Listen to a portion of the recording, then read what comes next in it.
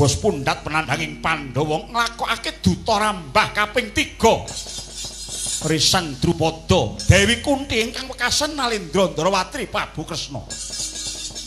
Parandene meksa gagar wikar tanpa dadi nyabrang Bratayuda.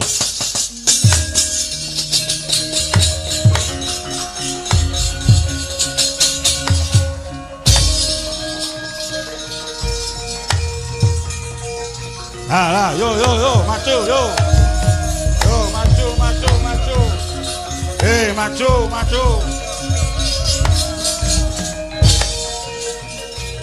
Maju.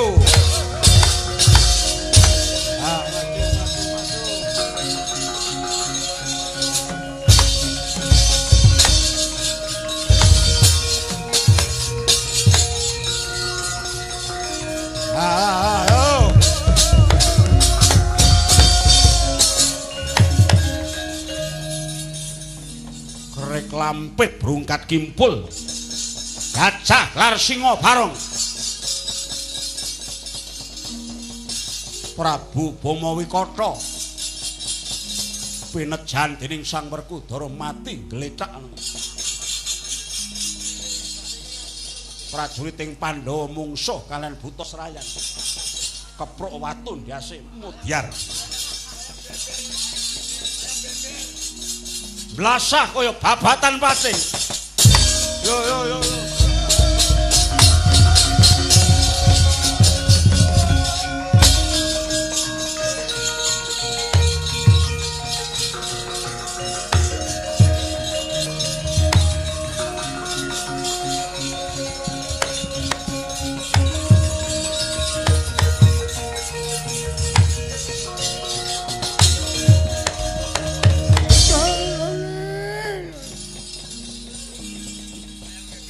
Aku sing kaki ngalur jumeneng matek suraning griya dadi senopati jroning Bratayuda Jaya Binangun. Najan suara malaman brang-brangan prajurit Pandhawa. Kabeh sikep gegamaning perang rampak abayak-bayak parandene siji wae ora monggo priya tanding karo kasektening Begawan Druna. Atmajanata Wirata ngemasi gugur njrebabah depane lemah. Ora kuwawa nampa pusaka sakti jemparinge Begawan Kumba. Lah yo ndih tunggal.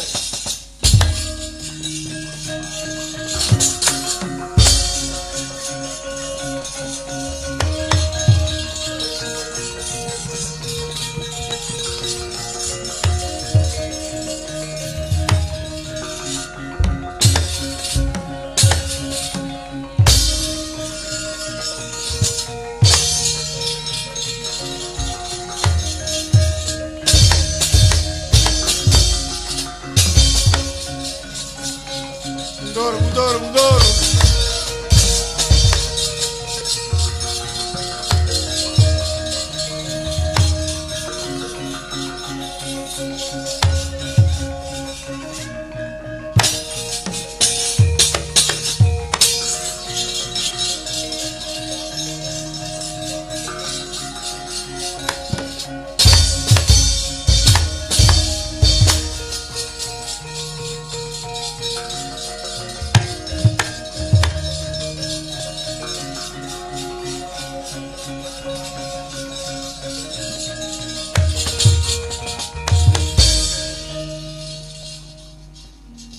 Pirang-pirang kok dadal to Werkudara. Wah, gene kae.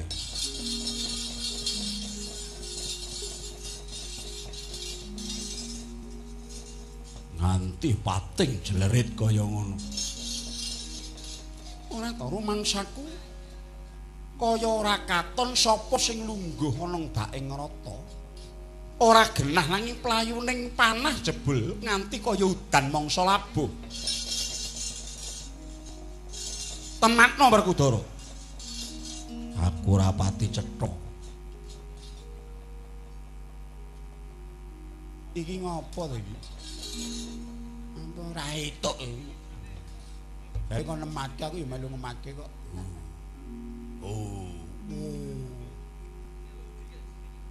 Kaya apa wae, Lho?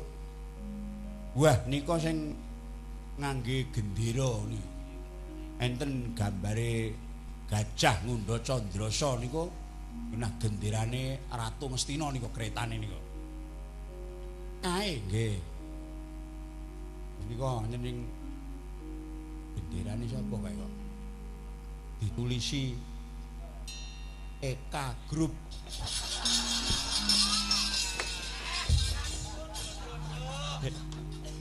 Wong edan ngali ngono. Kok ditulisi 081. Nggone sapa, Gong? Endi ta? Endi ta kono mripate sak tampah ora roh. Endi? Oh, Sutris.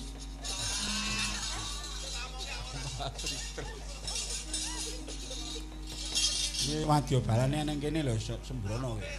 Men. Wah, kae mati meneh sak Bregada rubuh. Wah, barisan kenek panah kok iso mak biuk nak ambruke kok cok mak rek ngono ya, Gong. Iya ya. Umurku manah kok iso pirang-pirang njo bareng ngono kenek wong cok-cok malah biuk ngono piye. Ya kae piye. Ora ta ya kok wule men selat dias iki. Ya men selat. Ora. Ya kok kaya nek sing gogohi barang nemu duit 90. Dite sapa 90 iki? Mbah harine saiki enek sing 90 iki jek jalan.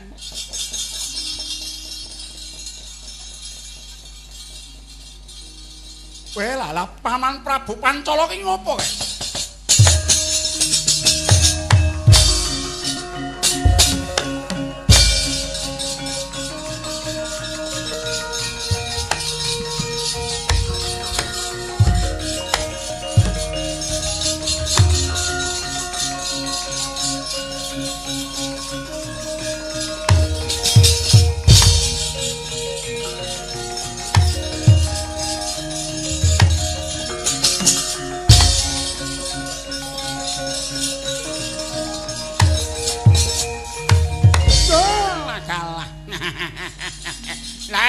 Sing tak enteni.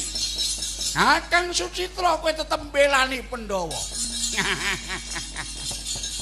Aku karo kowe wis tinitake dadi mungsuh. Tampanono jemparing lar menyura. Gentas nyawamu ndhisiki nyang neraka kowe, Kakang.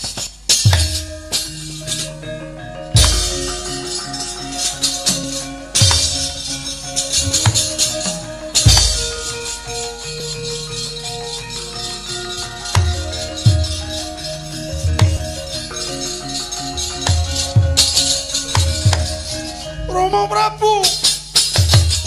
Oh.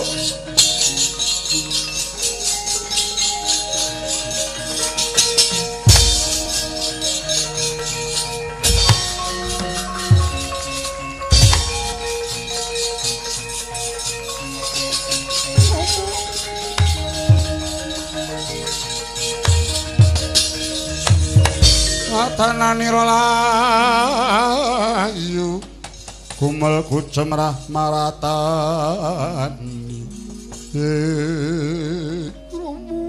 Rama Prabu atuku katepan gugur wonten ananggana Rama Begawan Durna kowe bangsat elek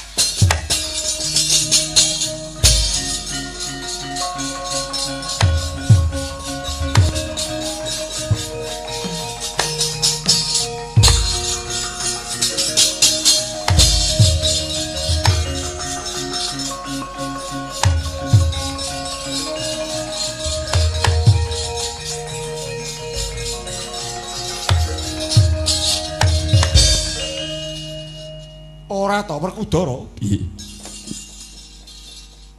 Tetep ora katon ning netra Walaka nanging ngubal-ubal jemparing lar menyura. Aku ngerti iki pokale Begawan Druna. Gurumu sing wis nuntun jiwamu nalika semana. Ora susah guneman ngono kuwi. Jare kowe mangkat Bratayuda meling karo aku. Ana ing pabaratan ora ana tabeting guru karo murid. Ya syukur nek wis iling gunem aku. Saiki kudu piye? Dadal barisane malah paman Drupada gugur. Kudu nganggo karti sampe kotelik Ngendrajala nganggo cara sing permati. Petruk mau nyanti? Dun kula dalem. Kok cepet malah gur kono rene nek apa yo dadak nalikani dadak kowe rene ora gong aku gelem rono ning mbok kethuk nganggo apa imbang ana katresnanku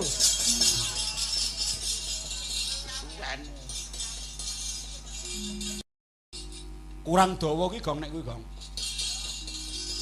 Ya lara wudu. Apa lendi?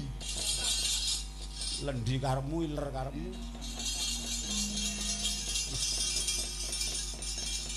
Wonten dawuh.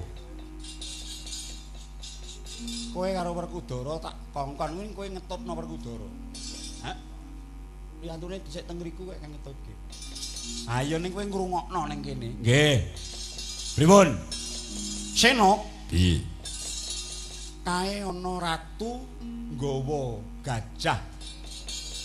Ning nggawa prajurit jaran kang gendong bronjong. Arep ulaan.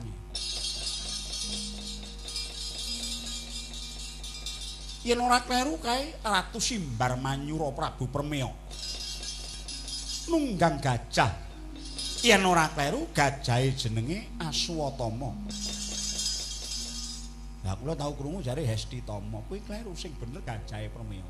Gajah Aswatama. Lho nenten Aswatama niki wonten loro, siji wong siji gajah. Ora caturan dapur. Terus piye? Kae ora gelem perang.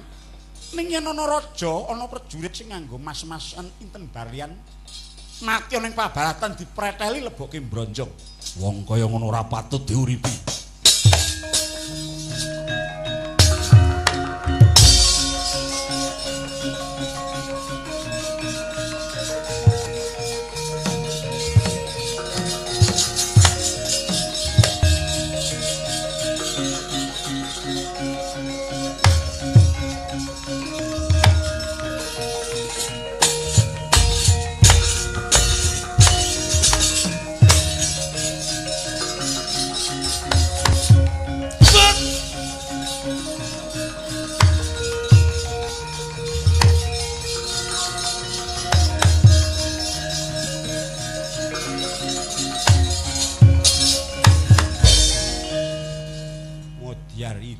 Mudyar.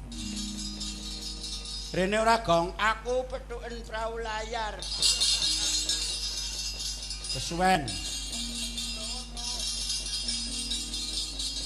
Onang-onang slendro. Alah sindenane angel gong.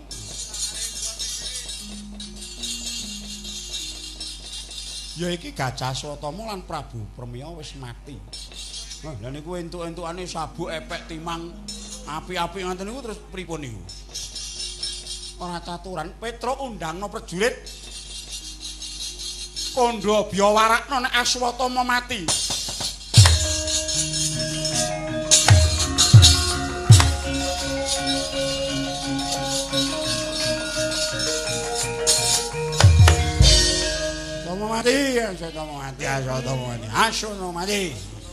Aswatama mati. Bang, yorane Tama mati. Aswatama. Lah iya Aswatama mati. Aswatama mati.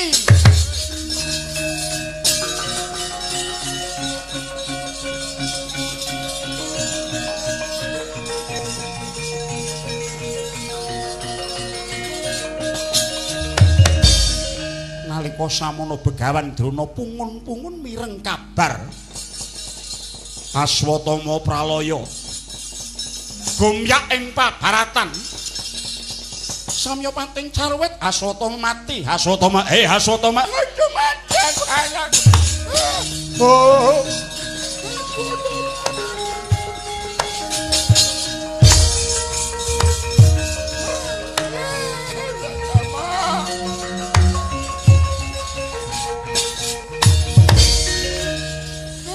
Nama kowe mati ya. Nama kowe mati ana ngendi jasadmu? Apa gunane bapakmu urip?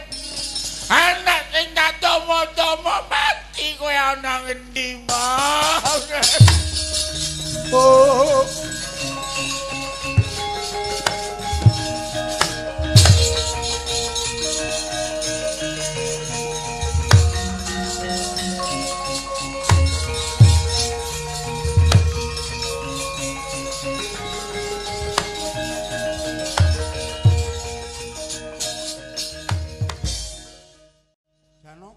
Kula wonten dawuh. Kowe krungu kabar apa? Kajros Yayi Swatama pejah Koko Prabu. Iya. Ora wurung gurumu Begawan Kumbayana mesti ora percaya takon. Nek kowe ditakoni matur apa wutuhe Aswatama Titi mangsa iki mati. Menapa pejah saestu sing mati Aswatama Gajah. Gajahe Prabu Permeya nanging tak jaluk pisan iki wae Siadi gelem nuruti apa ingkang dadi panjalukipun Kakang.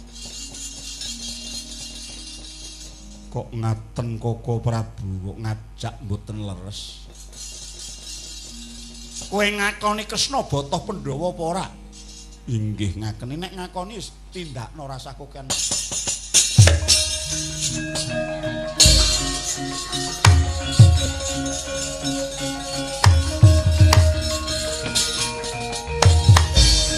Janaka, Kula bapa ono kabar adimu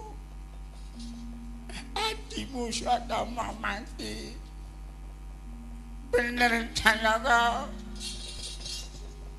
Awit muridku sing cedhak karo pun bapa ya mong kowe apa bener adimu mati ya. Iya. Ingkang kula pireng kok ugi mekaten Aswatama pecah. Oh.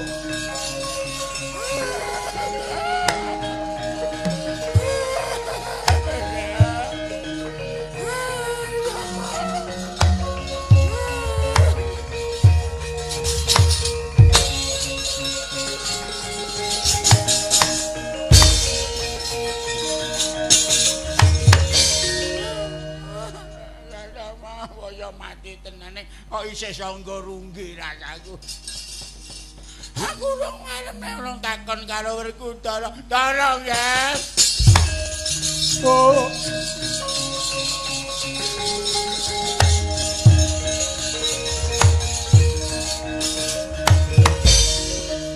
Ampun ratimu Swatama mati, Ndara.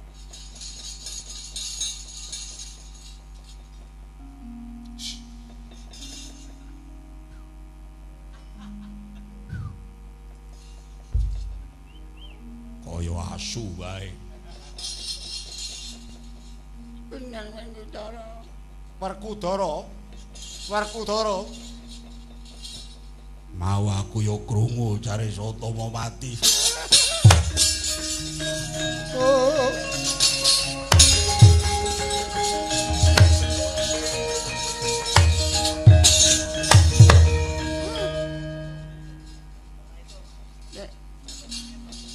Nek urung piyangi siji kae kok urung antep ras. Mereka saka pangrasa kelumahing bumi kruping langit ora ana wong jujur nek ora piyayi sitok kae.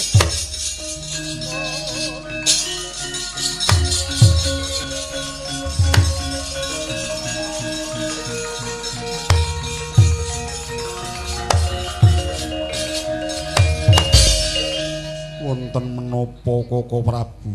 Yayi. Ngaten nggih Yayi. Kula namung nyuwun kanthi sanget lilaning penggalih paduka Yayi Prabu.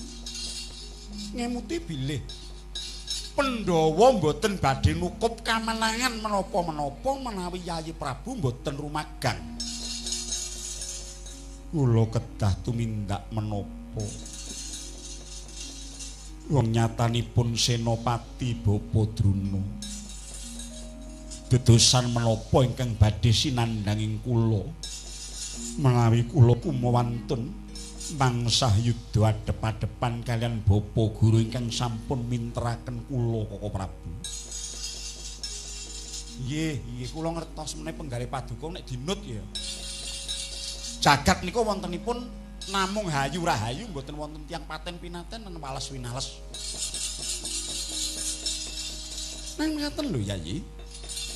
Sewisan ji menika kula nyuwun kanthi sanget paduka.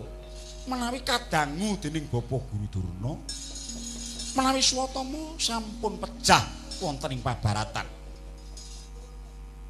nanging kabar ingkang kula pireng ingkang pejah menika sanes Yayi Aswatama nanging Aswatama duwi panggo tityaning Prabu Premya ing Simbar Manyura Koko Prabu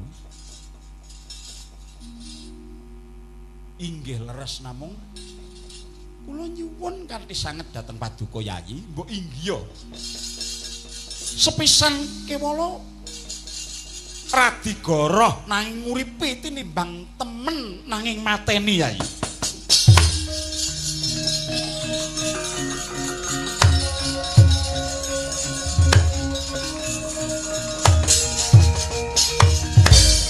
Selamining gesang kula mboten nate ajak-ajak dateng kanistan mewah singlar saking adeking bebener garis sing adil. Mila nyuwun pangapunten Koko Prabu. Ketoke nek nganu wong sitok ki sulit.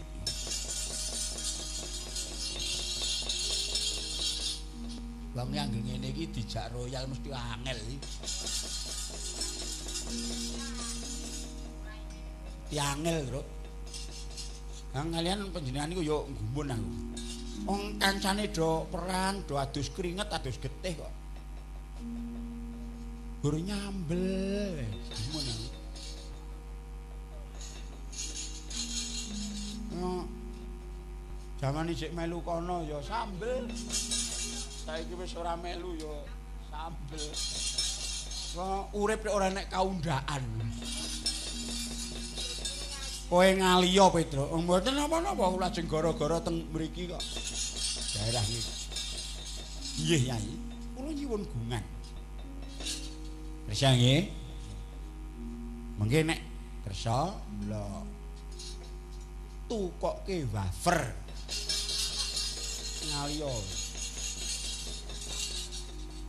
Mengke nek kersa kula kenalke kalih Purwati. Omahe bola. Nek ngene kok wangun ya Gong nek wong kukut-kukut kursi ngono kok ketoke kok nges.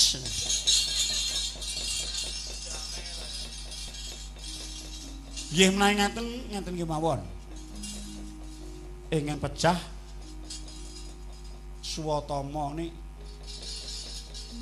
mawi gajahan nggih nanging lirih mawon. Nggih. Koko Prabu ki lho ngono kuwi gething.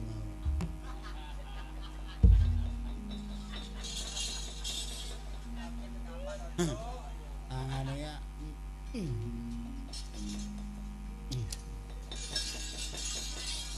Rene ora Gong, aku arep lono. Jula-juli. Mbok wis to lele. Iwasipun ngaten.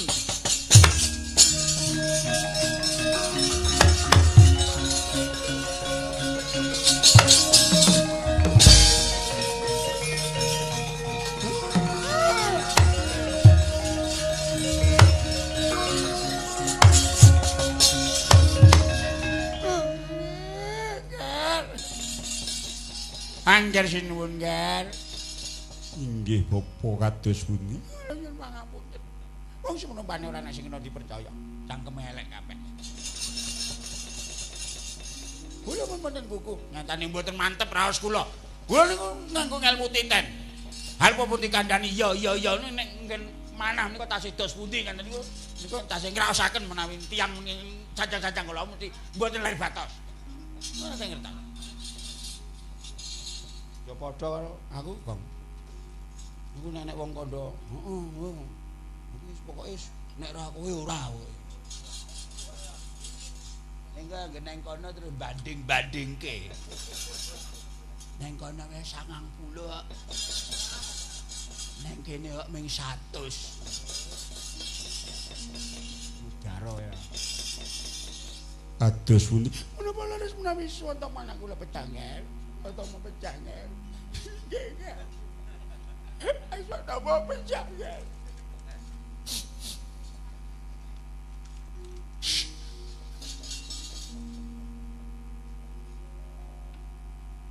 Iki ngopo?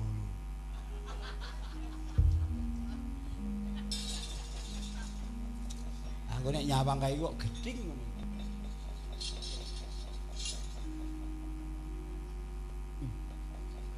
Inggih. Oh, Rama Penemban. Lenian. Lah apa?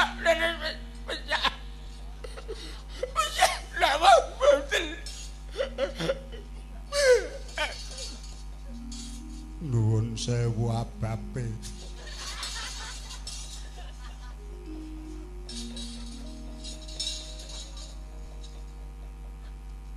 Pijete apa piye? Enggak.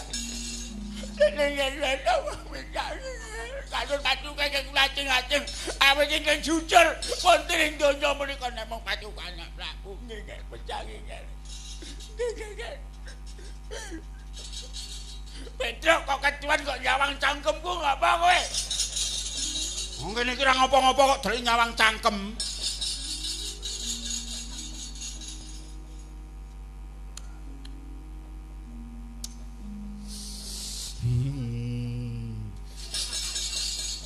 Alhamdulillah.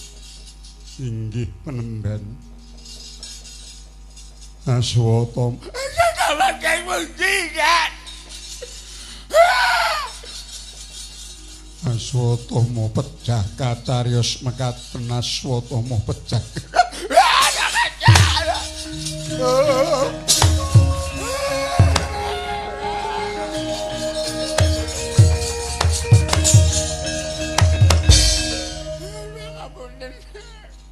Kula ngaturaken kenging panuwun. Dene jebul mrucut saking gendongan luput saking kudangan anggen kula nangis. Boten namung nangisi Aswatama. Nanging kang kula tangisi namung panjenengan. Kula pendhita ingkang wareg mangan gempalaning jagat kula ngertos. Menawi sejatosipun anak kula boten pecah. Ingkang pecah ditama ning kula nangis mengko nangisi paduka anak Prabu. Nek ratu jujur, ratu temen, ratu suci wis gelem goroh donya menika badhe dados menapa, guys? Oh.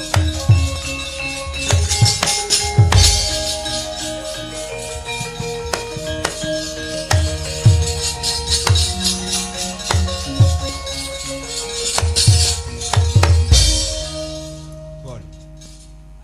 Wong nek ditinggal lunga mak kloyong karo ngono iki. Terus perasaane niku pripun? Sapa ngene niku mau? Wong nek alus niku nek nesu niku malah ngoten niku. Aku senengane wong mau dijak mboten bener ngoten niku. Lah sakniki nek sing dijaluk ngono Bekandura ngertos nek Aswata mboten pecah. Terus sing ditangisi malah mboten Swatama ditangisi nek ratu jujur kok genggara donya sing dadi napa? Ngoten niku. Pripun?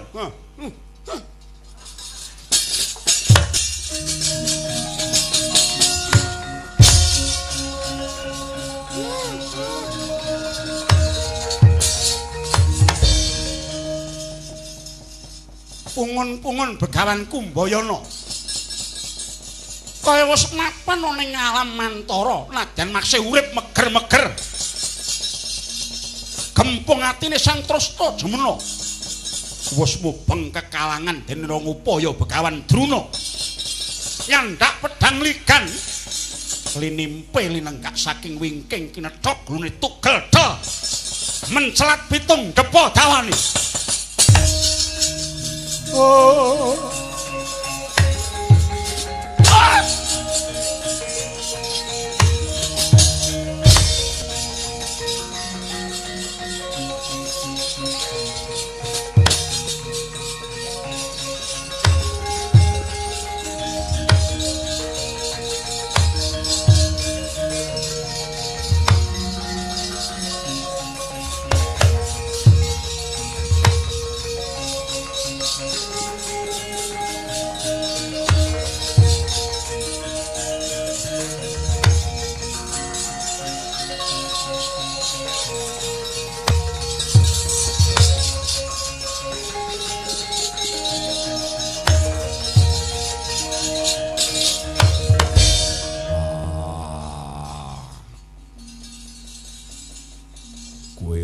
Sumurupa aku Resi Parasu Yoroma Bargawa tontonen pira kaeng wong kang padha dadi korban kawengisaning perang gedhe Bratayuda sing gondol nyawa yutan akeh kabeh mau mung merga saka nggonmu gegeki niat pakartimu dhewe-dhewe. Pirang taun kepungkur aku tau weweh sesulang marang siswaku. Kumbayana, Dewabrata lan Sucitra Lamanta. Katigdayan kudu linambaran lelabuhan utama. Kasekten kudu dilambari budi kang rahayu supaya aja mamak mumuk tumindake. Jiwa kabrahmanan, jiwa satriya lan jiwa kanalendran kudu dadi siji yen ora lidhok ujare wong daplok kabeh padha dadi korban kawengisaning perang gedhe Bratayuda. Yen pancen Pandhawa Kurawa kowe rebut bener ngertiya lekno mripatmu jerengan kupingmu. Kowe golek bebener ning alam donya ora bakal nemu. Ing donya isih kesandanganina salah lali apes lan mati. Benering donya ya ming kaya ngono kuwi wong sing lagi kuwasa kuwi sing bener.